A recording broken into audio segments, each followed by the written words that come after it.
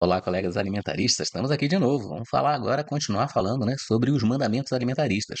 Lembrem, nós estamos caminhando agora para a defesa do direito humano à alimentação adequada, segurança alimentar e nutricional do nosso país, tá certo? E eu compilei 10 mandamentos para aquele que atua nessa área que eu chamo de alimentarista, que eu denominei de alimentarista, aquele que pega do começo ao fim, conhece o sistema alimentar e sabe rodar a questão do direito envolvido nisso daí. Então eu vou trazer alguns dados em cada um dos mandamentos, eu estou agora falando um por um. Então, hoje nós vamos falar sobre o terceiro mandamento, que é a soberania alimentar. O que é essa bendita soberania alimentar, né? E a gente está num momento bem característico agora, que é bem interessante, para a gente comentar sobre a soberania alimentar e como nós podemos garantir que o Brasil tenha essa soberania, essa capacidade de decidir os alimentos que produz, né? E garantir esses alimentos para toda a população brasileira. Logo depois da vinheta, eu vou mostrar para vocês, tá certo? Bom, pessoal, hoje a gente vai falar então sobre o terceiro mandamento alimentarista que fala sobre soberania alimentar, tá? Então, o que que é a soberania alimentar? Soberania alimentar é a capacidade do país se posicionar sobre quais alimentos ele vai produzir e, com esses alimentos, ele promover a autossuficiência do próprio país, né, em termos alimentares, tá? E aí eu trago um dado muito interessante de uma pesquisa que foi feita pela um grupo de pesquisadores, né, que realizou essa pesquisa em 86 países, 86 ou 87 países, agora eu não me lembro exatamente o número, para poder ver nos países do mundo quais países conseguem produzir os alimentos necessários para alimentar toda a população, de forma que ele tenha essa soberania, essa capacidade de poder manter a autossuficiência do país, tá? E aí, vocês têm alguma dica de qual desses 87 países, né, onde o Brasil está? E qual país? Só teve um país no mundo desses 87 que tinha a tal da soberania alimentar. Vocês sabem qual é? Então hoje a gente vai falar sobre isso, tá? Eu vou mostrar para vocês um trecho dessa pesquisa e vamos falar para o Brasil especificamente a legislação que a gente pode fundamentar para poder atuar nessa busca dessa soberania. Quem é que promove essa soberania? Principalmente as políticas públicas adequadas ao sistema de produção. Então hoje nós vamos falar um pouco menos sobre a questão de quem está na ponta, quem está no topo, que é o consumidor, somos nós, consumimos alimentos, e vamos falar mais na parte do sistema alimentar, quem está na parte da produção. Tá?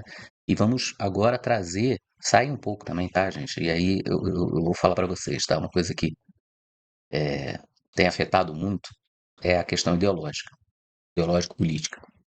A gente tem que sair disso, a gente tem que trabalhar com isso tecnicamente, com a ciência, com a tecnologia, com o direito, tá? Então a gente está falando sobre soberania, isso é uma questão estratégica, tá? Imagina a China, vamos pensar, né? A Índia, 1,4 bilhão, 1,5 bilhão de habitantes. Imagina se falta comida para esse povo todo, né? Então é uma questão estratégica. Nós temos hoje 210 milhões de habitantes aproximadamente, né? Mas nós temos comida suficiente para todos, né? E aí, eu não vou fazer spoiler, mas a gente vai explicar isso depois. Então, vamos falar primeiro sobre o terceiro mandamento, que fala sobre essa questão da soberania. O que eu estou falando não é ideológico, tá, gente? Não entra para o lado político. A gente vai falar sobre sistemas de produção, agronegócio, agricultura familiar, vamos falar sobre consumidores de vários níveis, né? Então, vamos falar sobre essa questão da estratégia, como a gente quer de curto, médio e longo prazo, para que a gente possa produzir políticas públicas para garantir essa soberania alimentar. Tá? Então, eu vou compartilhar com vocês sobre o terceiro mandamento da soberania alimentar. Então, o mandamento que eu coloquei é: amarás o teu país sobre todos os outros. Soberania é a seguinte: farinha pouca, meu perão primeiro. Tá? E a gente está tendo agora, nesse momento, eu estou falando agora, 1º de setembro de 2025. A gente está tendo uma série de conjunções interessantes, que são conjunções relacionadas ao julgamento que vai ter do ex-presidente Bolsonaro, a interferência dos Estados Unidos em relação a alguns produtos que nós exportamos, principalmente produtos alimentícios, não só, mas muitos produtos alimentícios. E isso acho que cabe muito bem, nesse momento, a gente discutir sobre a soberania do nosso país. Quer dizer, se a gente exporta, falta alimento para a gente, por que a gente passa fome? Porque falta alimento porque a gente exporta. Tostines é mais fresquinho porque vende mais porque é mais fresquinho, né? Por onde começa? Então, tudo que eu coloco aqui para vocês é olhando através da visão sistêmica, tá?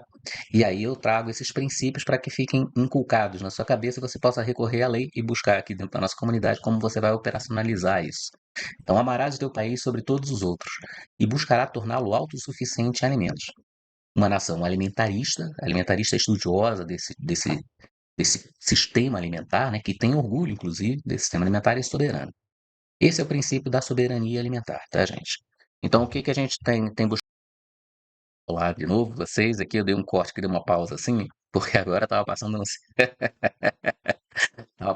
a moto da pamonha. Não sei se passa aí no município de vocês, na cidade de vocês, né? Mas essa região administrativa que eu moro aqui, no Distrito Federal, tem isso aí. Passa a moto da pamonha, o carro do ovo. Mas vamos lá, retomando então a questão da soberania, né? Soberania alimentar. Amarás o teu país sobre todos os outros e buscará torná-lo autossuficiente em alimentos, uma nação alimentarista e soberana. Quando o Trump ele fez essa questão das barreiras tarifárias, né, de exportação, ele tocou em um ponto sensível. Nós exportamos alimentos, né? Exportamos, por exemplo, café, exportamos suco de laranja, somos um dos grandes exportadores para os Estados Unidos de suco de laranja, eles são um dos grandes importadores desse produto. Exportamos algumas carnes, né? E aí, quando ele aumenta a tarifa, a gente não tem competitividade para colocar no mercado lá dentro. Isso, de uma certa forma, é benéfico para o Brasil, assim, no sentido de ter esse alimento disponível, o alimento que seria para fora. Mel, a gente está tendo agora problema dos exportadores do mel, a região do Piauí, por exemplo, exporta mel. E com essa tarifa, ela passou a não exportar, não ter como exportar. Está tendo essa negociação. No momento que eu estou falando agora, está tendo essa negociação. Então, a soberania alimentar ela é um sistema dinâmico. E você tem que sempre estar ajustando, mas você tem que ter uma política pública. A gente não pensava também, né? Que alguém ia chegar de uma hora para outra e tarifar 50% das exportações brasileiras. E tem envolvimento político. Então, são esses mecanismos que eu acho que estão sendo superados, inclusive, no Brasil. Acho que a gente conseguiu sair arranjando saídas bem interessantes, que nós temos que observar quando vai falar sobre soberania. Isso tem que se tornar um plano. Então, farinha pouco, meu pirão primeiro. Como é que eu faço para alimentar toda a população brasileira e o excedente eu coloco para exportação, tá certo? E com quantidade e qualidade. Tá? E aí a gente tem que saber o que que a gente precisa, onde a gente está, né, nesse jogo mundial em termos de soberania. E aí eu vou compartilhar com vocês a pesquisa que eu citei, para a gente poder imaginar como é que a gente vai desenvolver essa ação também da soberania.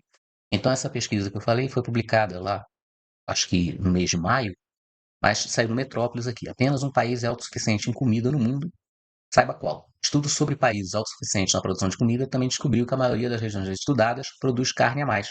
Opa, é ruim? É bom isso? É ou não é, Fred? Então, esse estudo ele foi publicado na Nature. Nature é uma revista famosa, tem um ramo da Nature que chama Nature Foods, e aí eles publicaram essa pesquisa. Por que que eles fizeram essa pesquisa? Eu imagino que eles fizeram essa pesquisa exatamente por essa situação que está acontecendo agora. Aquilo que era um sistema globalizado, todo o país exportava, abriu para exportação, trazia isso, tal lugar, ele começou a sofrer um impacto porque a globalização está sendo questionada. Então, o sistema global de commodities que você tira de um país, bota para outro, tal, esse produz esse, ele está sendo nacionalizado. Os países estão começando a se fechar em blocos, né? Eu acho que está fazendo água. Né? E o último tiro de misericórdia, eu acho que foi dos Estados Unidos agora que, né, definiu, ó, America Great Again, America First. Então, vou defender meu país primeiro. Então, eu acho que todo país está buscando agora fazer isso um pouco. Vamos nos defender primeiro. O Brasil está bem posicionado na questão de produção de alimentos. Eu creio que a gente vai conseguir atingir rapidamente a autossuficiência, mas cada país está buscando agora a sua forma de atingir essa autossuficiência. Quais são os fatores que dificultam isso? A gente está tendo a questão das alterações climáticas. Então, muitos países que produzem determinados alimentos estão tendo problema de outros alimentos começarem a sofrer com essas alterações climáticas. A gente teve isso aqui no Brasil já. Né? São impactos locais, secas, El Niño, Laninha, né? O produtor, coitado, ele fica com dor no pescoço, torcicólogo olhando para cima, né? Torcicólogo olhando para cima assim, fala, poxa, vai chover, não vai chover, cai planta, não planta, entra, não entra, ara, não ara. A gente sabe disso porque eu também produzo, né? E tenho essa relação. E ao mesmo tempo a gente fica com um olho no céu e o outro olho na tela para ver os preços dos alimentos, né? Para ver se a gente vai conseguir colocar o preço para um posicionamento bom. Tudo isso faz parte de uma política pública e a gente tem que levar isso a sério, tá? Porque podem faltar outras coisas, mas alimentos não pode. Tá? Você lembra da Covid, na época da Covid, que uma série de cadeias pararam, mas a cadeia de alimentos ela permaneceu. Então isso foi um mérito, né, do Brasil, a gente tem que bater palma. E vamos falar agora sobre a questão da autossuficiência do Brasil, né? O que que a gente tem que desenvolver dentro desse mundo que está ficando cada vez mais nacionalizado de novo? As rupturas da globalização e voltando à nacionalização. certo? Então aqui eu vou compartilhar agora uma outra parte do gráfico que mostra o percentual da autossuficiência dos grupos alimentares em cada país. Então, como é que foi feita essa pesquisa, para vocês entenderem? Não foi 86 não. A equipe de pesquisa avaliou a capacidade de 185 países no mundo. Ixi, é bem maior. Eu estava falando 86, 87. 185 países do mundo de produzir 7 grupos alimentares essenciais. Então, foram 7 grupos avaliados para ver a questão da autossuficiência. O grupo das frutas, dos vegetais, dos laticínios, dos peixes, das carnes, das proteínas vegetais e alimentos ricos em amido, carboidrato, etc.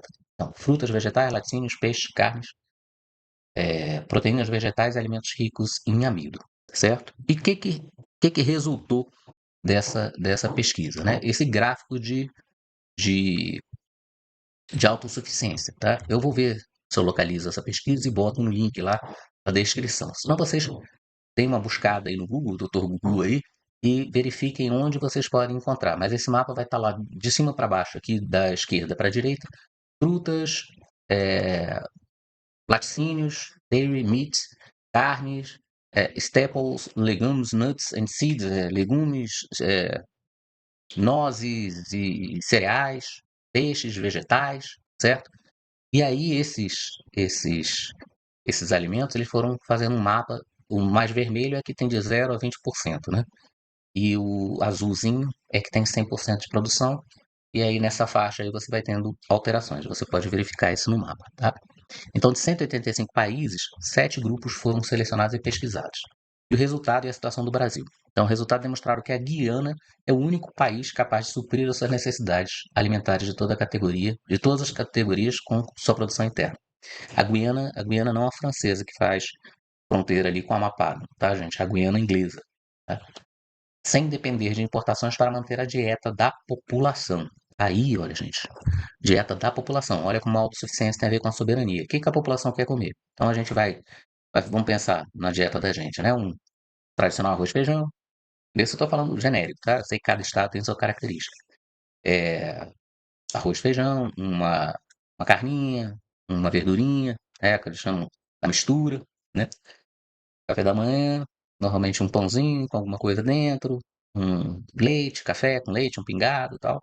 Esse, esses elementos que constituem a base da nossa alimentação, eles têm que ser, a gente tem que ser autossuficiente na produção, tá? Recentemente, aí eu vou colocar, agora dia 31 de agosto, teve o Globo Rural, né? Eu assisto o Globo Rural também, eu gosto ainda de assistir, e eles estavam falando de uma questão de uma doença que entrou pelo Amapá, que está acabando com as mandiocas, a vassoura da bruxa da mandioca, dos plantios de mandioca nas regiões indígenas, né? E a mandioca é a base da alimentação, né, do nortista. Então a farinha, né? O tucupi, a maniva que faz a maniçoba, né? É retirado tudo, o polvilho, né? Que a gente usa para fazer a goma, coloca no tacacá. Né? Por que eu falo que essa propriedade? Meus pais são nortistas, né? Então a gente tem toda essa característica e sabe como é que produz os alimentos, né? Então isso está sendo afetado por quê? Porque está tendo uma doença que está matando a mandioca. E aí tem um outro risco. Se essa doença se alastrar, como outras doenças já entraram no país, a gente teve recentemente a gripe aviária, né? Se ela se alastrar, a mandioca passa a ser um problema de produção. A gente teve isso no cacau, né? Numa época do cacau, que foi a vassoura da bruxa, que o Brasil deixou de ser o campeão na produção de cacau. Hoje, salvo engano, é a Costa do Marfim, que produz mais cacau no mundo. Então, esses tipos de características, você tem que ficar atento para ter essa autossuficiência, tem que fazer parte de uma política pública de defesa. A gente não pode. E aquilo que a população ingere, que ela consome. Então, isso é soberania alimentar. O que a população consome? Farinha? Então, a gente tem que fazer um sistema de produção de mandioca, farinha, etc, etc, para poder ter a base da alimentação ser autossuficiente, que é aqueles alimentos ricos em amido que eles citaram lá atrás. Né? Então, é a farinha, é o milho. Qual é a base? É o arroz. Tem uma coisa que eu discuto muito, a gente fala sobre trigo, a gente produz pouco trigo em relação ao consumo. Então, de repente, seria o momento de a gente fazer uma política pública de substituição do trigo. Já houve isso no tempo. Eu só queria colocar polvilho no lugar do pão, né? Fazer pão com mais farinha de mandioca, numa época que houve escassez de trigo. Eu acho que a gente tem que voltar a pensar isso de novo, utilizar o milho de novo. né, utilizar o próprio arroz, que a gente produz bem, né, substitutos de milho, de amido, perdão, para poder substituir a farinha de trigo, né? Utilizar a farinha de trigo. Goiás agora começou a ter produção de farinha de trigo, o Paraná produz trigo. Então é isso, tá, gente? A gente tem que buscar autossuficiência com consciência, política pública sem ideologia, tá? A gente tem uma população de 210 milhões, tem que ter soberania alimentar. E aí, verificaram que a Guiana, ela tem a capacidade de produzir os 7 grupos alimentares. Em seguida, aparece China e Vietnã com 6 dos 7 grupos. E o país, que é o nosso Brasil, o nosso, né, o país da América do Sul, um em cada 7 países é autossuficiente, pelo menos 5 grupos. Os países da América do Sul e da Europa lideram a estatística. Isso é bom, estamos dentro, estamos junto. No caso brasileiro, o país é autossuficiente em 5 dos 7 grupos, mas apresenta deficiência em vegetais e peixe. Aí, gente, aí realmente a falta só de organização. Vegetais e peixe, eu não sei como é que apresentou isso. Vegetais são o quê? São aqueles que a gente tem na horta. Gente, com um país do tamanho que a gente tem, sol, água, qualidade de terra, né? A gente tem como produzir adubo orgânico, tem como irrigar, produzir o ano todo. Não tem por que faltar vegetais. Tá? Então, a gente está muito próximo de atingir a autossuficiência, questão de políticas públicas. E aí volta o primeiro mandamento, o terceiro mandamento.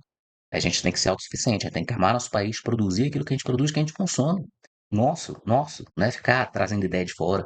Eu vejo o pessoal falando, não, não, nutricionistas, né? Sem, sem querer criticar os colegas nutricionistas. Olha, porque a gente trabalha muito com estudos de fora.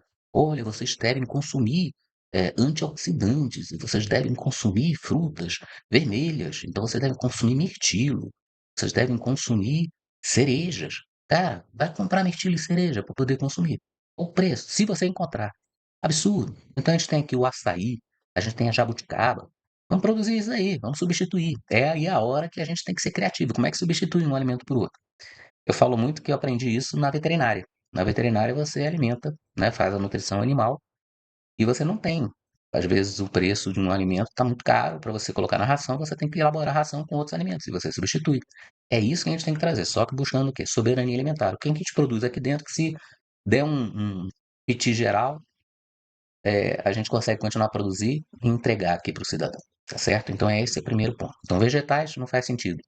Peixes, menos ainda.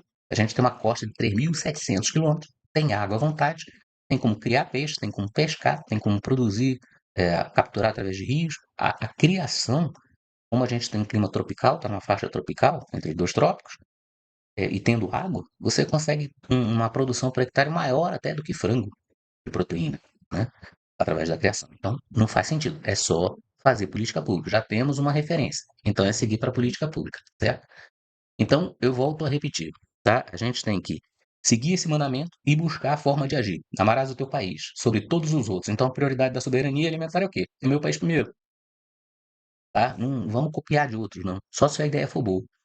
E buscará torná-lo autossuficiente em alimentos. Uma nação alimentarista, que a gente vai trabalhar com orgulho da nossa cultura, o nordestino com orgulho da sua alimentação, o nortista com orgulho da sua alimentação. Agora teve um problema com o pessoal querendo impedir do nortista vender produtos da alimentação normal lá, do dia a dia, da maniçoba, do tacacá, do tucupi, lá na COP30, deu uma UE e acabaram resolvendo. Então a gente tem que ser uma nação para mostrar para o outro povo o que a gente consome, para os outros povos.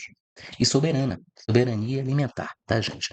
Então, eu gostaria de caminhar já para o encerramento com vocês, mas trazendo essa ideia. O terceiro mandamento é nós temos que ter orgulho e sermos soberanos na alimentação que nós produzimos.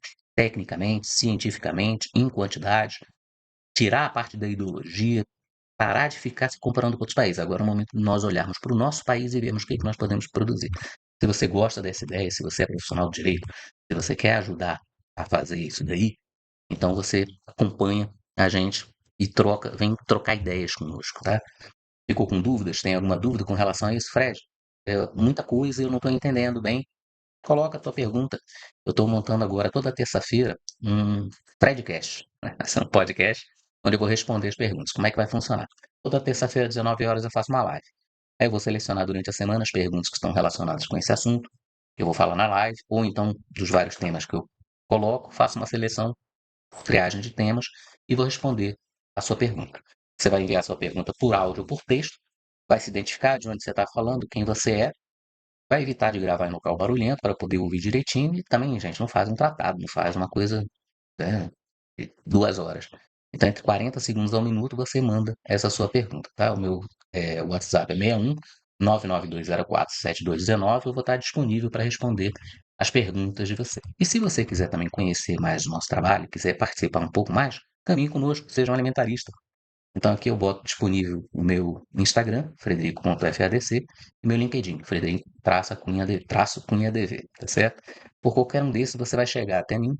Nós estamos elaborando um site agora também para poder colocar através das dúvidas, a gente vai começar a responder isso, vai ter o blog, mas enquanto não tiver, você pode me encontrar e caminhar comigo também na minha comunidade. Esse QR Code é da comunidade alimentarista. Nessa comunidade, através do WhatsApp, nós vamos comunicar e vamos falar diretamente, né, um com o outro. Eu vou responder suas dúvidas, vou antecipar os vídeos que eu normalmente coloco no YouTube, eu vou colocar prioritariamente para vocês antes de publicar no YouTube, e vocês dentro da comunidade podem fazer perguntas, estão abertos, sugestões. Eu falo sobre educação, falo sobre saúde, falo sobre carreiras, como você pode atuar dentro desse setor, para colegas do direito, bacharéis de direito, profissionais de direito em geral, para o pessoal que é da produção, do agro, veterinários, zootecnistas, agrônomos, pessoal da nutrição também, tá? Então, se você quiser participar do nosso grupo, é só você clicar aí, R$ 9,90 por mês, gente, baratinho. Você vai ter esse acesso para a gente poder trocar ideia e tem muita informação para eu compartilhar com vocês, tá? E lembrem-se sempre daquele primeiro mandamento, tá? Vamos chegar lá no primeiro mandamento lá de novo? Primeiro mandamento: amarás o teu país sobre todos os outros e buscará torná-lo. Primeiro não. Terceiro mandamento, alimentarista: amarás o teu país sobre todos os outros e buscará torná-lo autossuficiente em alimentos, uma nação alimentarista e soberana. Esse é o princípio da soberania alimentar. Eu vou encerrando por aqui, envio saudações alimentaristas a todos, um forte abraço, fiquem com Deus.